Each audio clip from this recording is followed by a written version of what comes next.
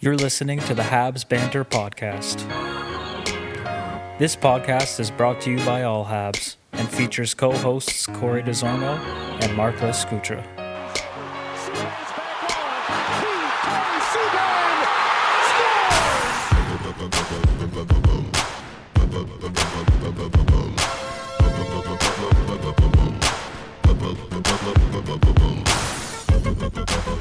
Yo, what's up, guys? This is Habs Banter. This is an off-season epi.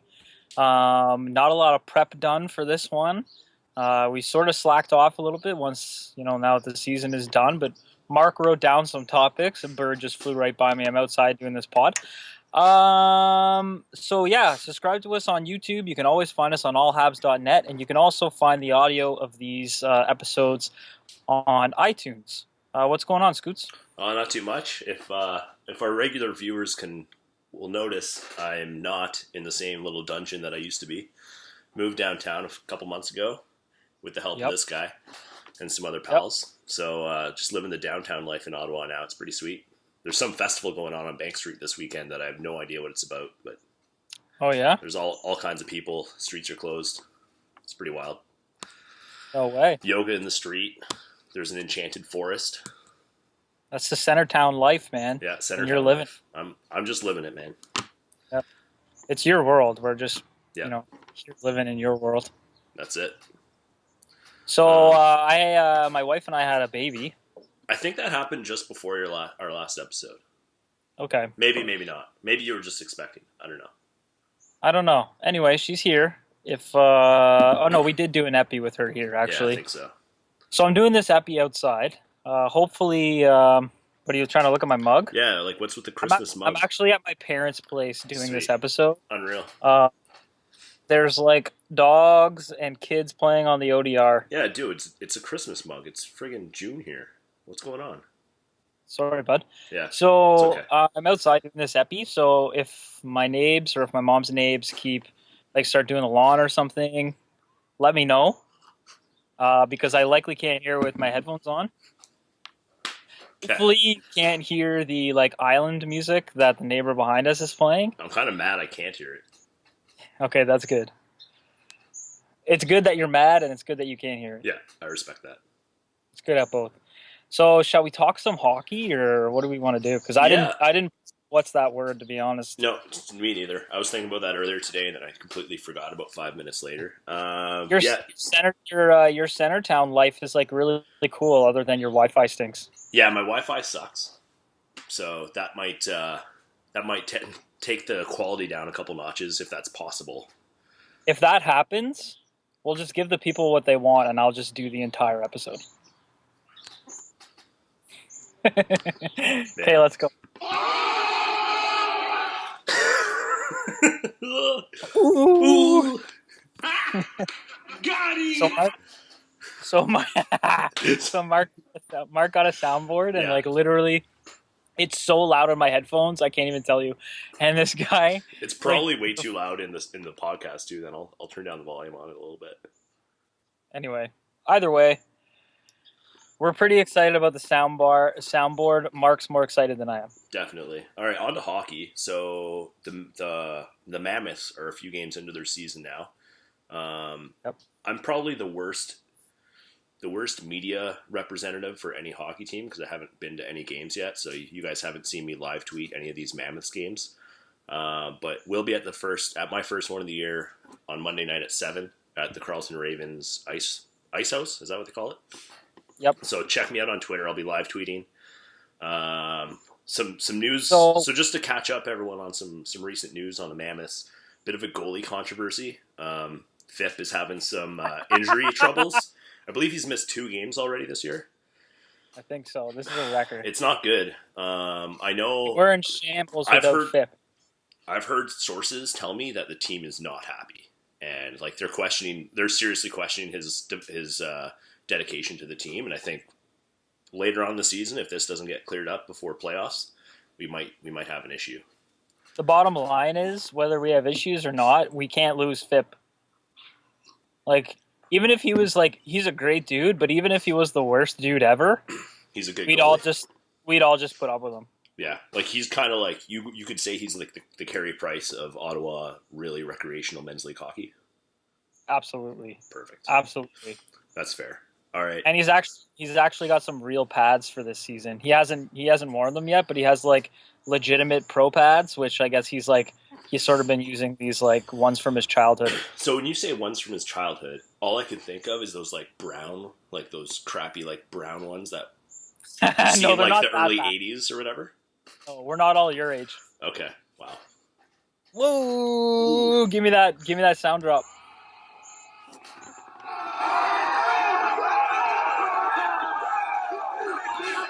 Turns out I turned down my the volume way too much on that. We're still working out the We're still working out the kinks, yeah. So I guess like on to real hockey, Stanley Cup Finals.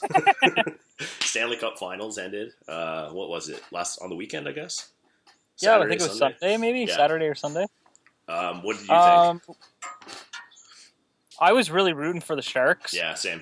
I'm not a big Pittsburgh fan, but man, like from watching their quarterfinal, their Eastern quarterfinal game series, you had to know that they were the team to beat. Mm-hmm. Everybody, like even the Washington series, like Pittsburgh going into that series, to me, and I think to a lot of people, they were the team to beat. Going into the finals, I actually thought the Sharks would win, but they were completely dominated the entire time. Yeah. And Pittsburgh, I don't know, everybody elevated at the right time. And it's been interesting to kind of see like how the team came together, right? With like the free agent signings and the trades and all that kind of stuff. And then how this team just somehow meshed under a new coach like halfway through the year and all that kind of stuff. Yeah, there's a lot of different storylines. Like you couldn't have more storylines for a cup winning team. Like the Kessel stuff. Like Kessel's a beauty, man. He's so funny. Like I know most people have probably seen that interview he did with Pierre McGuire, and McGuire was like, "How's your breath?" And he meant like, so Kessel's like, "Oh, it's pretty bad, eh?" Because he thought he was talking about like his breath, but he meant like meant like his cardio and stuff like that. And I was just thinking like, if I was in the NHL, all of my interviews would be that awkward. Like I would 100% of the time like be so awkward. And I think it's a matter of Phil Kessel just being made fun of his entire life. Yeah. And like now he's just like, somebody says something like, "Oh, how's your breath?" As in like, "Can you catch your breath?" And he's just like, "Oh, sorry, I have bad breath." Yeah, sorry. It's like, yeah. Can I have a mint?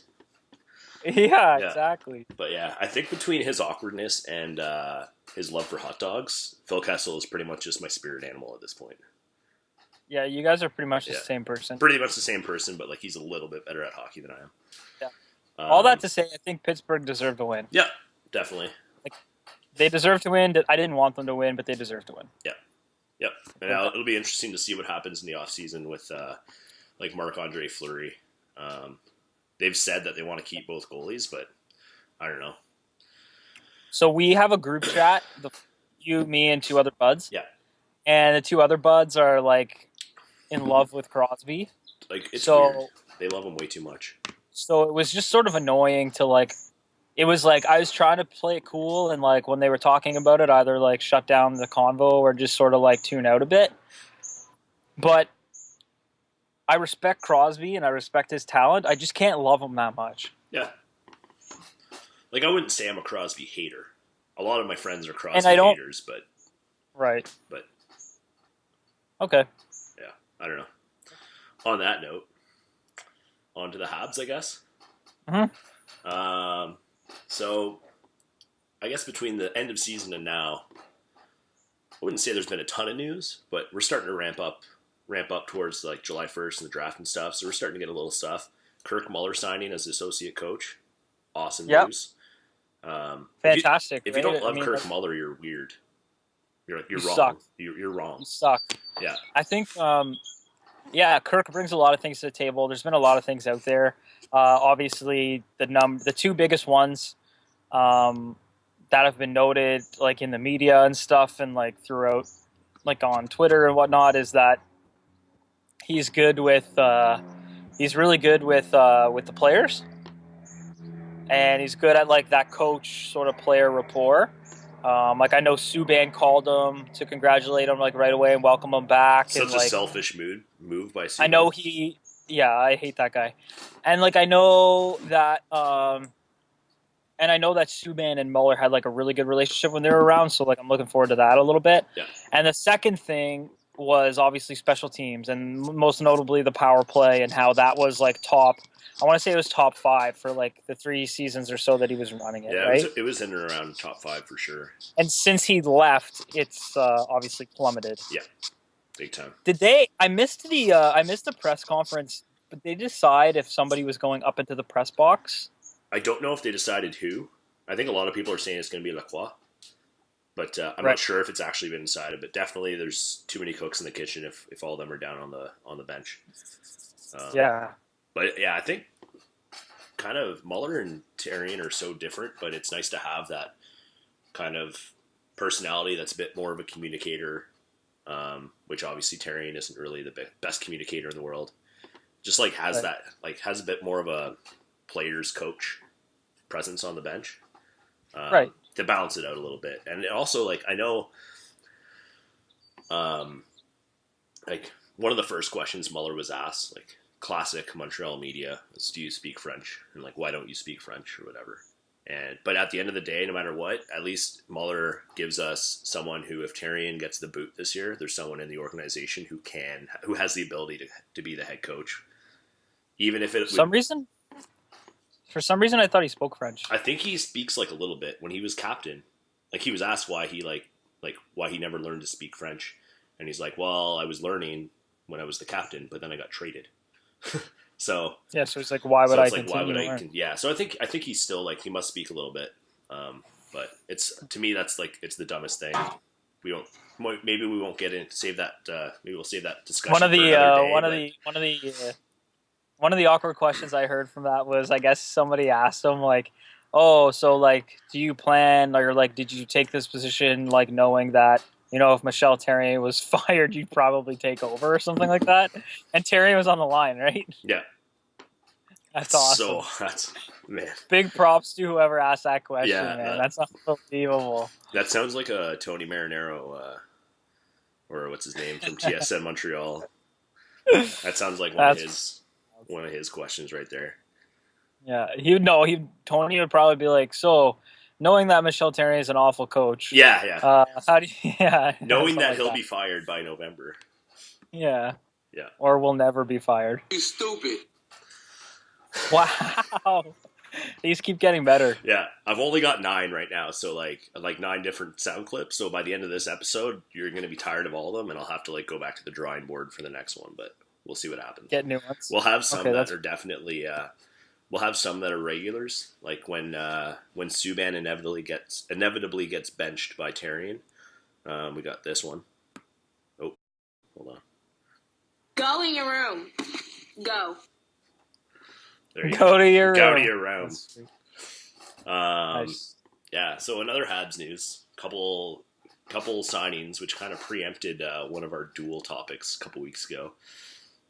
Mainly because I was being super lazy and didn't get my part of it done in time, but I know. Yeah, so just living. So one of our questions for our duel last week was, out of the forward RFAs remaining, which were Daniel Carr, or that have been qualified, Carr, Andrew Ghetto, and Danault, which one do you think is like most valuable to the Habs currently?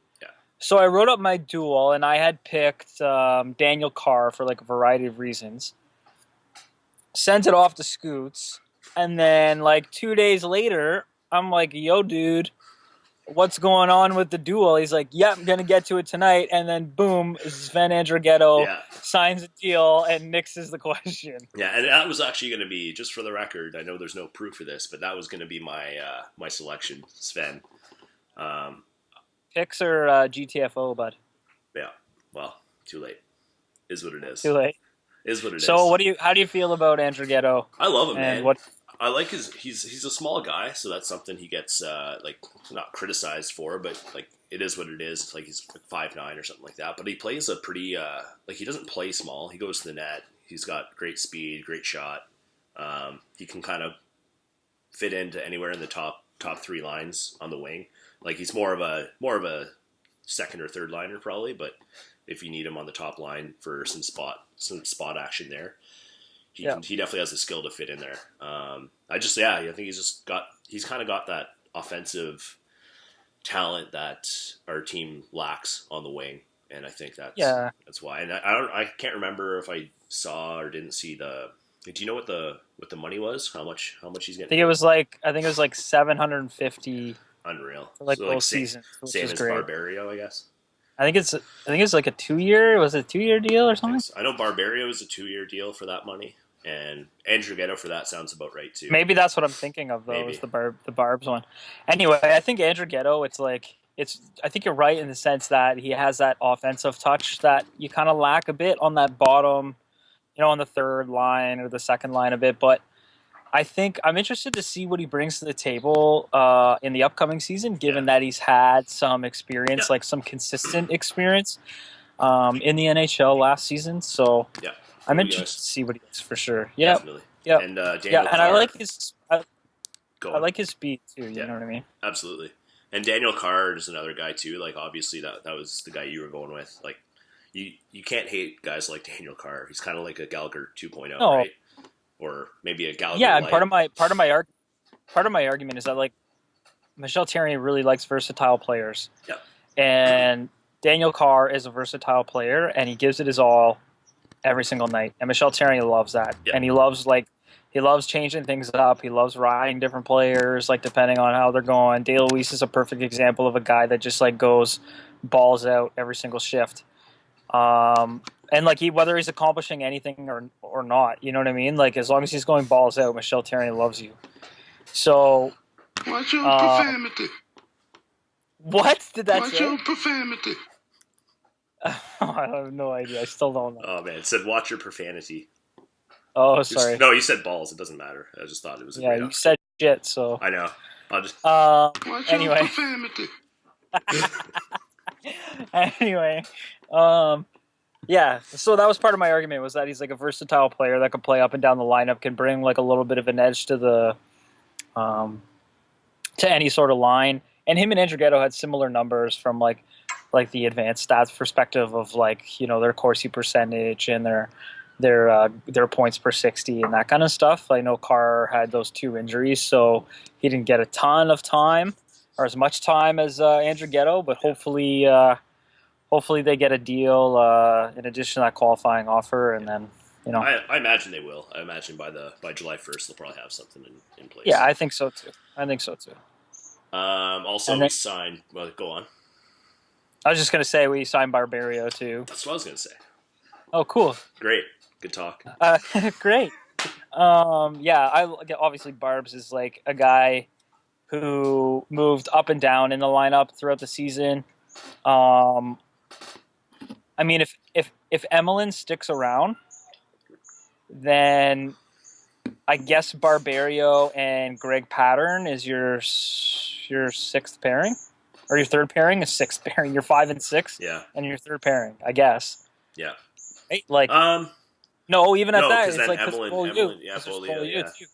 Yeah, I think. So you're looking at like Markov, Subban, Petrie, Emelin, Beaulieu, Barbario, Pattern. Yeah, so that's your top 7, unless Emelin moves, which I'm not sure if it'll happen, but I think it's a good time to do it. Like he had about as good a season as ever this year. Like he's still a little bit inconsistent, but he had. Yeah, you and I were kind of talking about that on Twitter, right? Like with somebody who was tweeting at us, and it's like the time to trade Emelin is now, and the opportunity has now opened up. So where in the past you haven't really had the option of discussing Emelin with teams if he wasn't willing to give you a list of teams. Yeah. That opportunity now opens up on July 1st. Yeah. So there you go.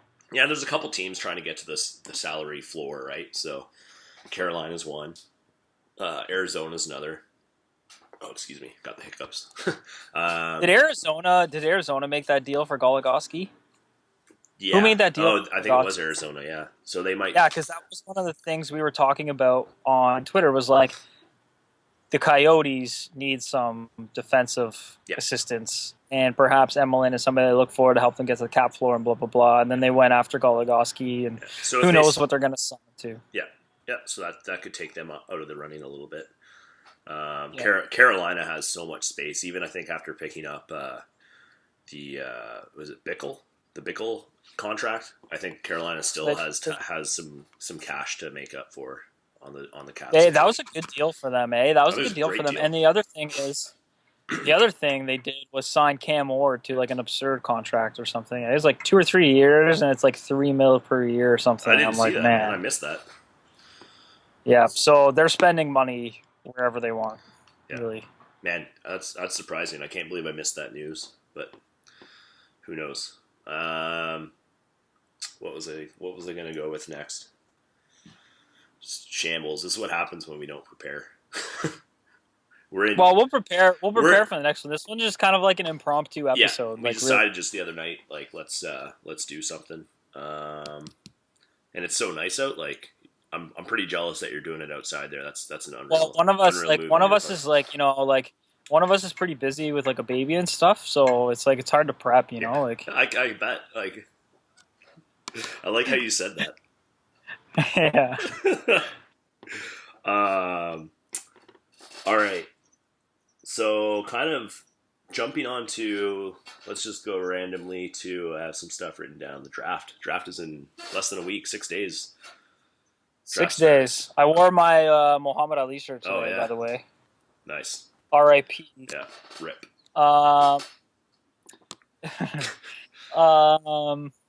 Yeah, the draft, 6 days.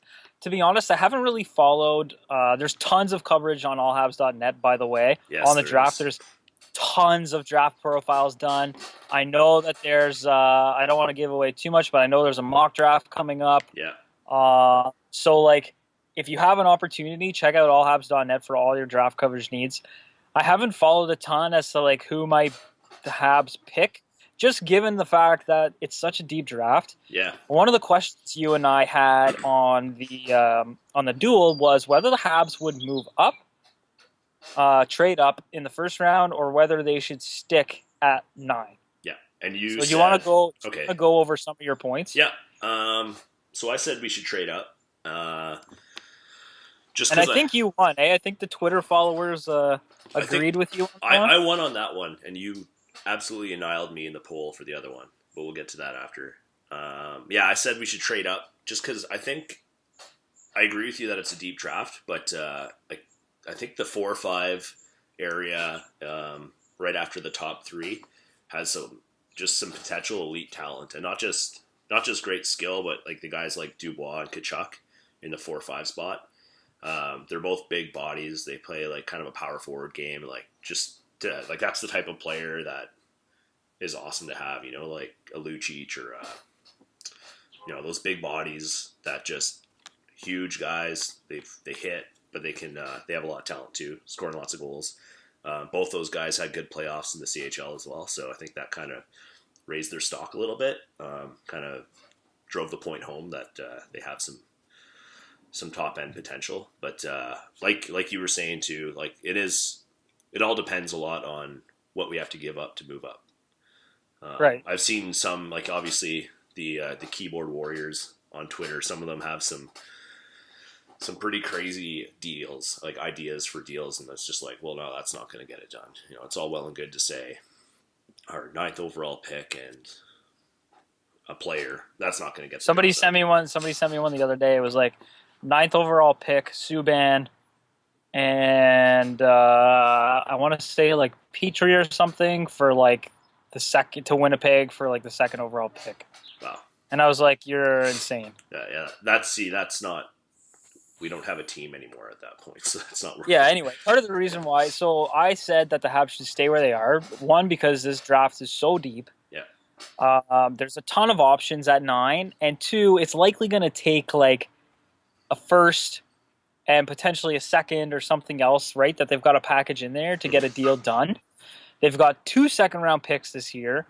The last time they picked in the second round, the last 3 second-round picks are like, I can't even remember who they are. I listed them in the. I listed them in the article. One of them was Lehkonen, who's coming up this year. Yeah, one of them was Lehkonen. Man, why can't we remember these? De La Rose was one of them. Yeah. Subban was a second round pick. Yeah. Not listed in that article. But all I'm saying is like these are potentially impact players, NHL roster players, and you could potentially have 3 of them as long as you keep your picks. Yeah. Right? The other one was Zach Fucale, who still has tons of potential. Zach Fucale, who's like a potential, like he's a pretty good goalie prospect in terms of goaltenders, right?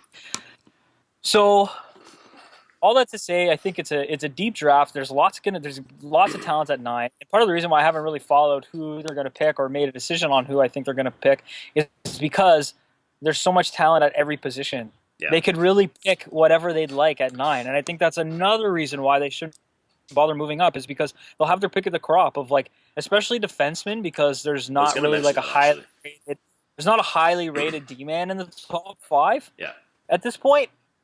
So the top 4 D-man are potentially, if you think of 5 and then 6, 7, 8, 9, you got to think how many more forwards are going to go between 6 and 9. Potentially like 2 to 3. Yeah. Then the Habs could be looking at getting the top D-man in the draft, right? Yeah. So I'd never, no matter how many defensemen we have in our system too, I'd never put it past Bergevin to grab another defenseman like that. Checherin or whatever guy is up there. Sure, a lot of people are saying that's who the Habs are going to take, right? That Russian too, Sergachev, or I gotta figure out their names, but that guy. Yeah, you're doing really well with that. Yeah. Neighbor just started up a saw. Can you hear it? No. Okay. So yeah, I don't know. For the draft, there's going to be a lot of player movement, right? So I think, like, even from like now that the expansion's been announced as well, there's going to be so much movement of teams prepping for next year and like who can they keep, who can not. Do they have too many keepers, like all that kind of stuff. So like, can they start building towards expansion, and can they sort of build to win at the same time? So it should be interesting. Yeah, that's for sure. It'll be good. And we've seen even with the Bickle deal, right? Like to go Teravainen, it's in the Bickle deal just for cap relief. Yeah. You know what I mean? It's interesting that this cap era is finally catching up to teams well, it's been caught up to Chicago for the last few seasons. They keep making it happen, but now it's more and more teams are like, you look at the types of players in the offseason last year that had to take PTOs just to go to a camp, and like these were good hockey players. Fleischmann's one example, who he's not the player he once was, but he's like, there's players out there that are still NHL caliber players that just can't get a deal because not enough teams have the space for them. Agreed. I have the hiccups, sorry. Yeah, me too. I had those earlier. Nice. Must be contagious. All right, we kind of touched on... Okay, can I just bring up a really random factoid that Elliot Friedman mentioned in his 30 Thoughts last week? Yeah. It was about Las Vegas getting a team and Quebec not, and he kind of mentioned, he alluded to the possibility of relocation to Quebec City instead, and which, like, most of it was not like a crazy statement or anything. He's just like, Carolina's having ownership issues right now, so that's a possibility in the future. And then he kind of dropped this interesting little thing, because I was on a passing note, like, and then despite Ottawa's working out a new arena thing right now, but they're a team to look out for too. No way. Yeah. And I don't think he necessarily has any inside information on Ottawa, but I mean, that'd be quite something. How mad would people here be if they lost a team in Quebec City? Furious, man. Yeah. I wouldn't, like, I'm not an Ottawa fan, obviously, like a Sens fan, but I wouldn't want a hockey team to leave here. No, I wouldn't be stoked on it. Especially if they're going to get an arena downtown. That's going to be unreal. Yep. Agreed. Man, your hiccups are just out of control right now. I'm trying to keep them at bay here. Yeah. Yep. All right. What's next? You have anything else to say, bud? Was that it on the list? Yeah, we had a short list. We can talk about other stuff though. Yeah, I mean, what else you got? Like, what do you think? Like, who do you think? If the Habs have 3D to, if the Habs The Habs have 3D to save next year. Who is it? Wow, that was aggressive. If they have Got it. if they have 3D to protect, I guess it's Subban, Bolia, Petrie. Yeah, Petrie. So Markov might get scooped. Possibly. Like, what's his deal? Okay, let's talk Markov. Yeah. How many years left does he have? I think know? one. I think one. Like on his deal, he has Really? one more year. I don't know about that. I think so.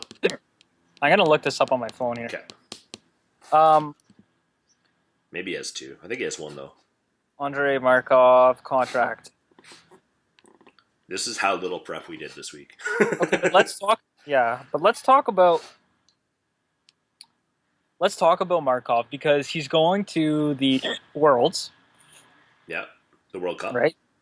Yeah, so he didn't have any playoffs, but he's playing in the Worlds. Yeah. Did he play in the World Championships too? Okay, you're right. This is last year. Nice. Okay, so he's going into his last year. Okay, so he probably come off the book. So this might actually be. You think this is Markov's last ride? I think so. It's tough because like last year, he looked so bad at times, but then even like near the end of the year, with Habs still weren't playing that great. He was like kind of got a second win. Good. Yeah, he looked good. Yeah. He looked good. And I don't know if you follow him on the Insta, but he's been taking good care of himself. Oh yeah, man! Every single Insta is like a vid of him running in like Palm Springs or wherever in Florida. Yeah, He's he has literally living the dream. He has such a hard life. Yeah, life is very difficult. Okay, so this potentially Markov's last ride. So yeah, you're probably safe to keep Beaulieu, Petrie, and Subban as your 3D. Yeah. Markov's playing at the Worlds.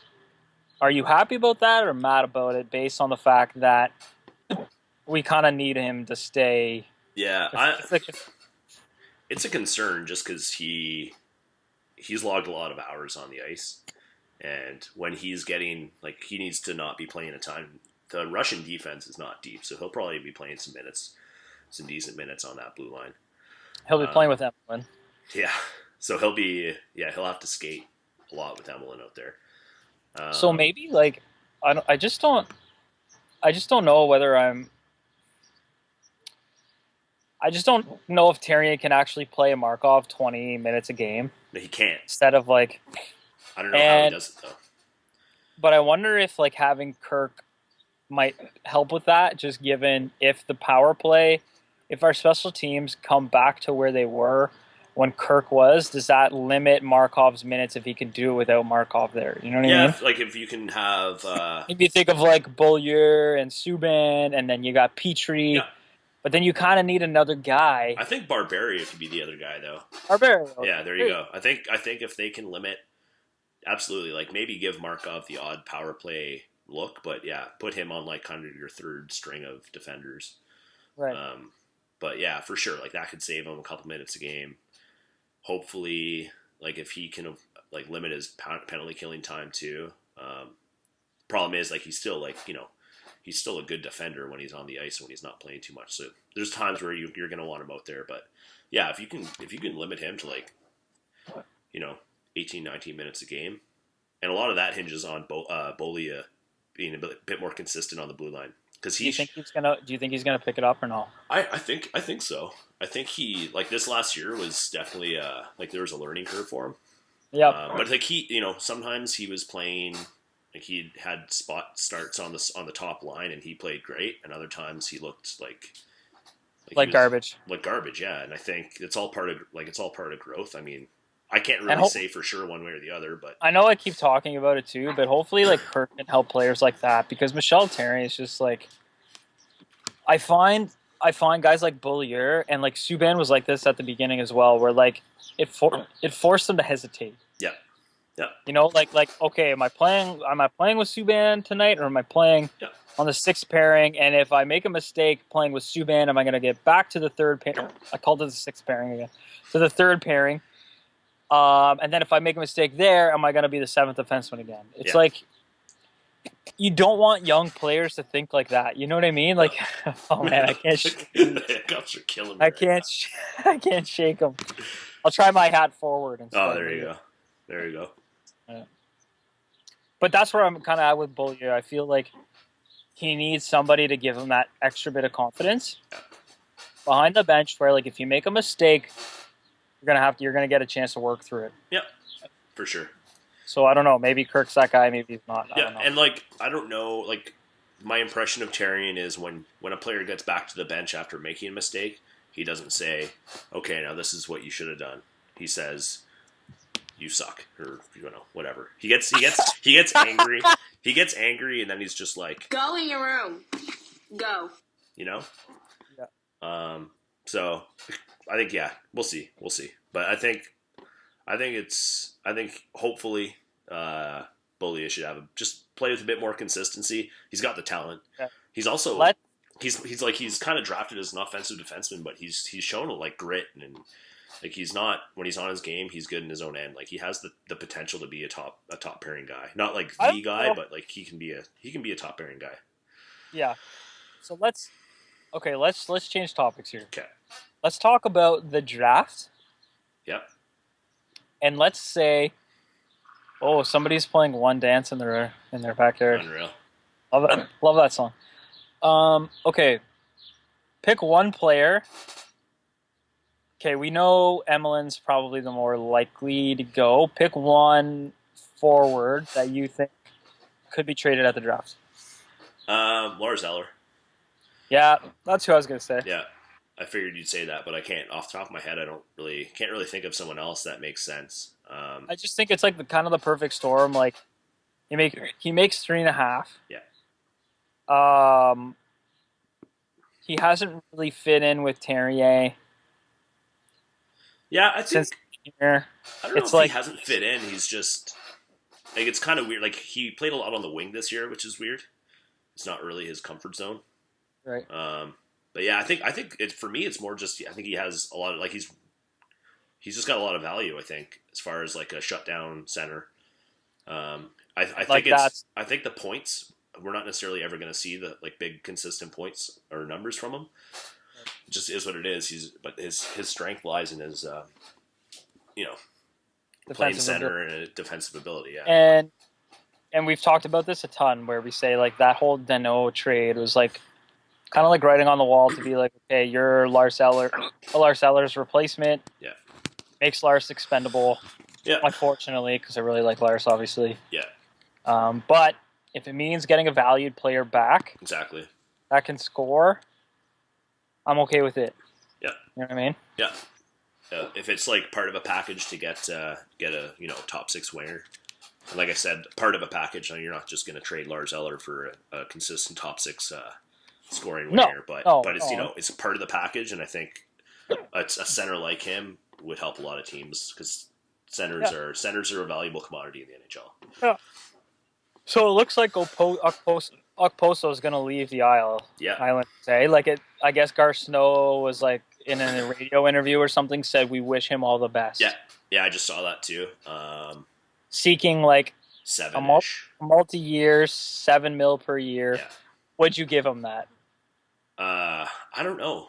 I think he's good. Like he's probably like one of the if not the best free agent winger out there. But does that make him worth $7 million? It's the tough thing is he's played so much with Tavares that I don't think I give him that. I know he'll get it, but I don't think I want to give up that much money to a player that you never know what you're going to get with a UFA. I don't think if he hits UFA, he gets 7. I think he gets more, and that scares me. I think if somebody wants to make a trade for his rights, like before or after the draft, like before July 1st, right? There's potential for him. Okay, yeah, it's like a sign and almost like a sign and trade thing, like in the NBA. You know what I mean? Like, but you'd have to make sure you get a deal done to give up what you need to give up to sort of get the rights to Okposo, I guess, unless the Isles have like 100% are not even going to try to sign him for whatever reason. I don't think I'd want to pay him more, just given the fact that like Carey Price doesn't make enough money. Yeah. Pacioretty doesn't make enough money. Yeah. So these guys are all going to need to get paid. Like Galchenyuk's After due it, yeah, next, Galchenyuk after his Galchenyuk is due next bridge. year. Beaulieu obviously is going to need, like, depending on how his year goes. So like you're going to need some cap wiggle room. Yep.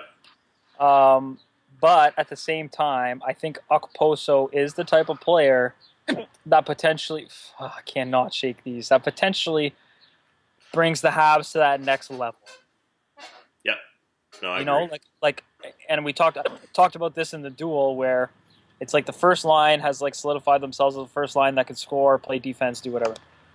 That second line is missing that guy who can sort of score off the rush because Plekanec can't do it anymore. Yeah. So like, is Plekanec, Okposo, and Yeah. I see, You know? I see where you're going. whoever else needs to go there. But then can you afford that, like, even if it's like $6 mil a year, can you afford that on your second line? When Well, I don't know Plekanec that- is already making $6. But listen, like, I don't think Terrier uses a first, second, or third line. Whatever line's going that night, he's playing. That's true.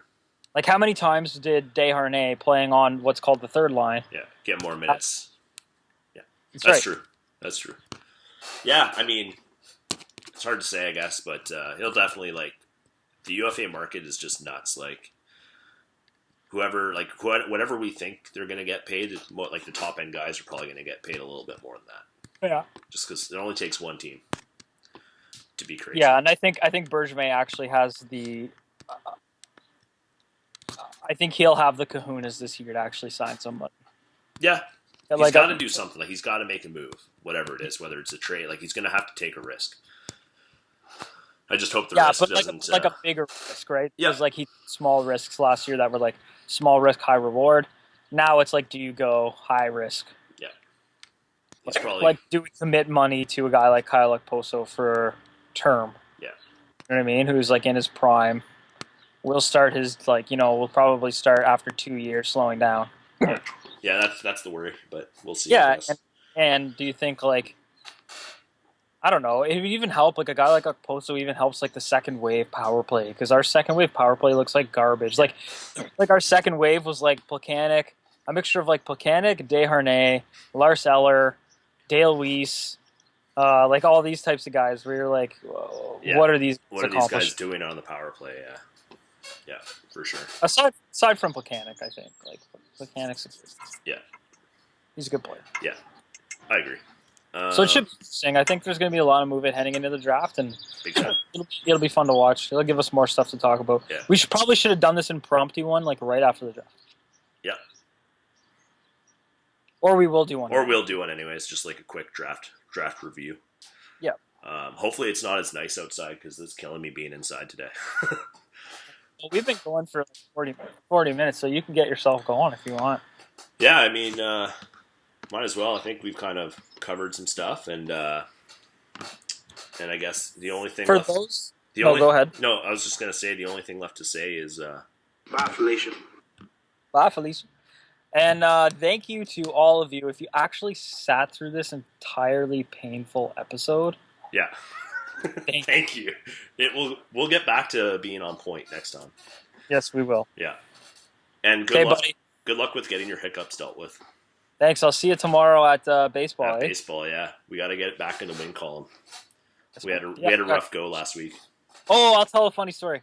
Perfect. So, we had hockey Thursday night, and Marc, as our media correspondent, who hasn't showed up yet, is in our group chat. And since our attendee wasn't there, he texted us after the game in our chat and was like, "Oh, guys, like, let me know how the game goes."